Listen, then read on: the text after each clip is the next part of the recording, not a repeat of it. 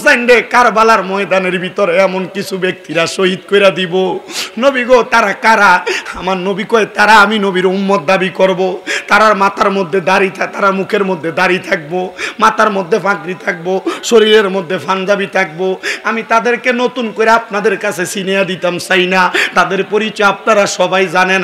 আবেদ সাল মাদানি তারারে চিনিয়ে দিয়া গেছে, আল্লামা শাহরাস্তি চিনিয়ে দিয়া গেছে, আব্দুল মান্নান মুনা দরবেশ আপনারা চিনিয়ে দিয়া গেছে। আমি বইলা মানুষের মাঝে দ্বন্দ্ব তৈরি করতে চাই না। তবে একটা কথা মনে রাখবা, এদেরকে এমনি চিনবা, কারণ কারবালার মাস আসলে আমরা ইমাম হুসাইনের স্মরণে মাহফিল করি, এদেরকে স্মরণ করি। এরারে কোনোদিন কারবালার ওয়াজ করতে দেখতা না। যারা দেখবা এমন ভাবে কারবালার ওয়াজের কথা তারার মুখে দিও নাই, বুঝা লইবা তারাই হইল ওই ফন্তিরা। ঠিক আছে না? কারণ নাম করার দরকার আছে? আমি কইটা মহাবি উমক উমক উমক দরকার আছে? আমার কেউ কথার দরকার নাই। দেখবেন বর্তমান সমাজের ভিতরে এক সোয়াদে কারবালার হালে ভাই তার আলোচনা আমরা করি না, করি। একটা শ্রেণীর লোক, একটা না কয়েকটা শ্রেণীর লোক আছে যারা এই কারবালার আলোচনার কোনো মূল ধারাবাহিকতা এরা টানেই না। এরা বদর যুদ্ধ, উহুদের যুদ্ধ, খন্দকের যুদ্ধ এগুলার ওয়াজ করবে, কিন্তু কারবালার যুদ্ধের ওয়াজ করে না। কারণ কি? কারবালার যুদ্ধের ওয়াজ করলে নবীর ফেম আর মোহাব্বতের ওয়াজ করা লাগবে। ঠিক আছে নি? আল্লাহ আল্লাহ তাআলা আমাদেরকে সহি সমঝ দান করুক। জোরে কোন আমিন। আমার দয়াল নবী কয় ফাতেমা এই মুহূর্তে জিবরাইল আমারে খবর দিয়ে গেছে। নবী গো কি খবর দিছে? আমার দয়াল নবী কয় ইমাম হুসাইন কারবালায় যাইব, কারবালায় যে যুদ্ধ করব, হুসাইনের তরবারি থেকে কেউ বাঁচবে না, কিন্তু ইমাম হুসাইনকে সর্বশেষ তারা ওই জায়গার মধ্যে শাহাদাত করে দিব। শাহাদাত হওয়ার আগে আমার হুসাইন কারবালায় নামাজ পড়ব 2 রাকাত। ফাতেমা রে আমি কান্দি এই জন্য আমার হুসাইন 2 রাকাত নামাজে পড়ব। প্রতি রাকাতে সেজদা হয় কয়টা? কথা কন না কয়টা? 2টা সেজদা। ফাতেমা 2 রাকাত নামাজে সেজদা 4টা। আমার হুসাইন 4টা সেজদা দিবে না। নবী গো ও আমার পানের আব্বা দান দিব কয়টা? কয় দিব 3টা। নবী গো হাকিকতটা কি জানতে চাই? আমার দয়াল নবীজি বলে হাকিকত তো বানামু আমি দয়াল নবী, কারণ আমি দয়াল নবী উম্মতে মুহাম্মদীর জন্য ধর্ম, যারা এই ধর্ম পালন করব তারা হইব ধার্মিক। সুবহানাল্লাহ কোন মিয়া, আর জোরে কোন না সুবহানাল্লাহ। নবী গো ইয়া রাসূলুল্লাহ কি ধর্ম বানাইছেন? আমার নবী কয় শুনো রে ফাতেমা, আমার আল্লাহ খবর পাঠাইছে আমার হুসাইন নাকি মাত্র সেজদা দিব 3টা। আমি আমার আল্লাহরে কইছি আল্লাহ জীবনের শেষ নামাজটা কি আপনি শেষ করতে দিতেন না?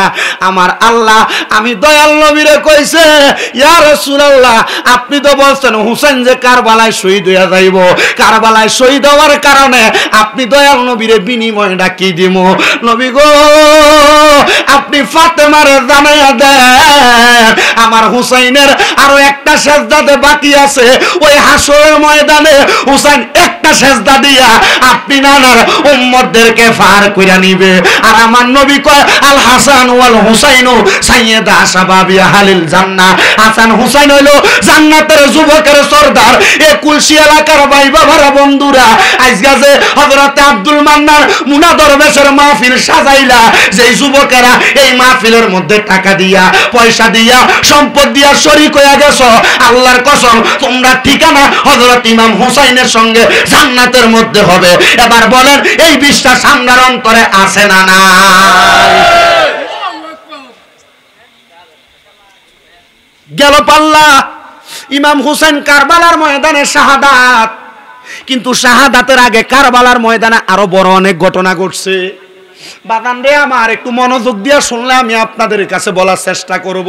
রাজি আছেন নি বাবা? কারবালার ময়দানে মতান্তরে 72 থেকে 73 জন শহীদ হয়েছে। বলেন না কয়জন? 72 থেকে 73 জন। ইমাম হুসাইন কারবালার ময়দানে যাওয়ার আগে, যুদ্ধে যাওয়ার আগে কারবালার ময়দানে আরেকজন, এই 72 জনের মধ্যে একজন ছিল যার নাম হযরতে আব্বাস আলমদার। মারহাবা কন্যা মিয়া। এলাকার মধ্যে অনেক মানুষ আছে যার মধ্যে কিছু মানুষ ভালো কামেও নাই, খারাপ কামেও নাই। এবারটার কাম হইলো ঘরে ঢুকে, ঘর থেকে নামাজের টাইমে নামাজে যায়, আবার ঘরে ঢুকা যায়, মানে সরল সোজা মানুষ আছে না? হযরত আব্বাস আলমদারের পরিচয় দেখলাম। আব্বাস আলমদার এমন সরল মানুষ ছিলেন, দুনিয়ার কোনো কাজে যাইতেন না। ইমাম হুসাইন কারবালায় যাইবেন, ফুরাত নদীর পারে পানির জন্য হযরতে আলী আসগর, ইমাম হুসাইনের ছোট ছেলের নাম, বড় ছেলের নাম হযরতে আলী আকবর। হযরতে আলী আসগরের জিহ্বা শুকিয়ে গেছে। ইমাম হুসাইন কয়, আল্লাহর কসম, পানির জন্য কারবালার ময়দানের মধ্যে আমার আলী আসগরের জিহ্বা যখন শুকিয়ে গেছে, এমনও সময় ছিল আমি ইমাম হুসাইনের শুকনা জিহ্বাটা আলী আসগরের মুখের মধ্যে দিয়া দিছি। আলী আসগর আমার জিহ্বাটারে এমন চোষা চুষছে রে, আল্লাহর কসম আমার মনে হয় এক ফোঁটা থুতুও বাইর হয় নাই। আমাদের হতে আলী আসগরের পানির পিপাসায় যখন আত্মহারা হয়ে গেছে, আমি যখন কারবালার ময়দানের মধ্য থেকে ফুরাত নদীর পারে যাবো, ফুরাত নদীর পারে যাওয়ার সময় আমার হযরতে আব্বাস আলমদার সামনে দাঁড়ায় গেছে। সামনে দাঁড়ায় ডাক দিয়া কয়, হুসাইন ও হুসাইন, ও নবীর কলিজার টুকরা, আপনি কারবালার ময়দানে যাবেন না। বলে কেন? বলে এর আগে তারা 70 জনরে মারছে, যদি আপনারও মাইরা ফালায় কারবালার ময়দানে শহীদ কইরা দেয়, আমি আমার দয়াল নবী যদি ময়দানে মাসরে আমি আব্বাসের প্রশ্ন করে আমি আমার নূরের নবীর কাছে জবাব দিতে পারতাম না। আপনি এই জায়গায় অপেক্ষা করেন, আমি আব্বাস আলমদার কারবালার ময়দানের মধ্যে যাইতেছি। হযরতে আব্বাস আলমদার ওনার হাতের মধ্যে পড়া তাসবিহ গনা ছাইরা দিয়া আব্বাস আলমদারের একটা পাগলা ঘোড়া, ওই ঘোড়াটার উপরে চড়ছেন, হাতের মধ্যে একটা পানির পাত্র নিছে, পোয়ারা নিছে। আগে পানির পাত্র বানাইতো ওটের যে সামরা সামরা সিলাই কইরা, কি দিয়া এটা কি জানি কইতো, পানির মশক, মশক হুজুর, হ্যাঁ হাদিস শরীফের ভাষায় এটা মশক কয়। হযরতে আব্বাস আলমদার মশকটারে গ্রাম কাদের মধ্যে লইয়া আব্বাস আলমদার সামনের দিকে যাইতেছে, সামনের দিকে যায়, সামনের দিকে যায়। হযরত আব্বাস আলমদার ফুরাত নদীর মধ্যে নামছে, ঘোড়ার পিঠে বসা, ঘোড়ার পিঠ থেকে নামে নাই।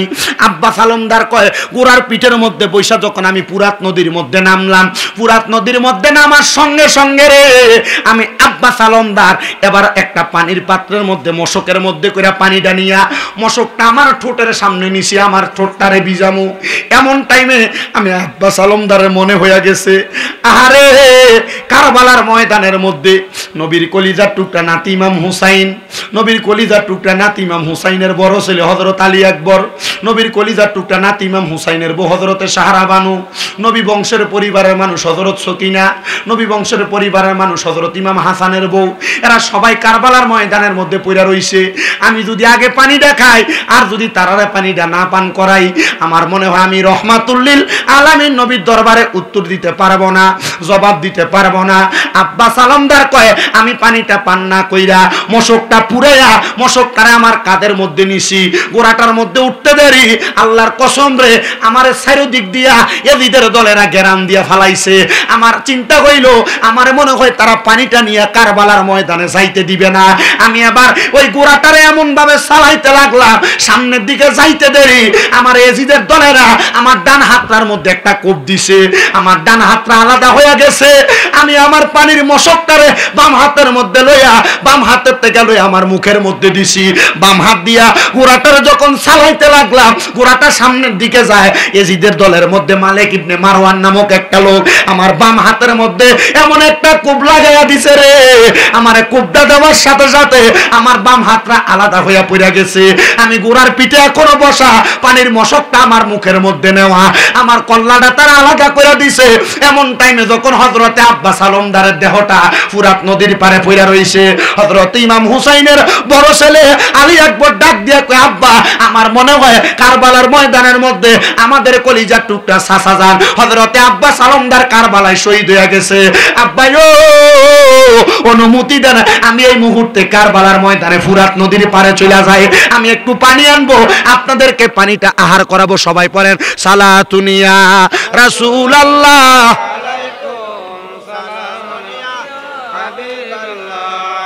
সালাতুনিয়া রাসূল।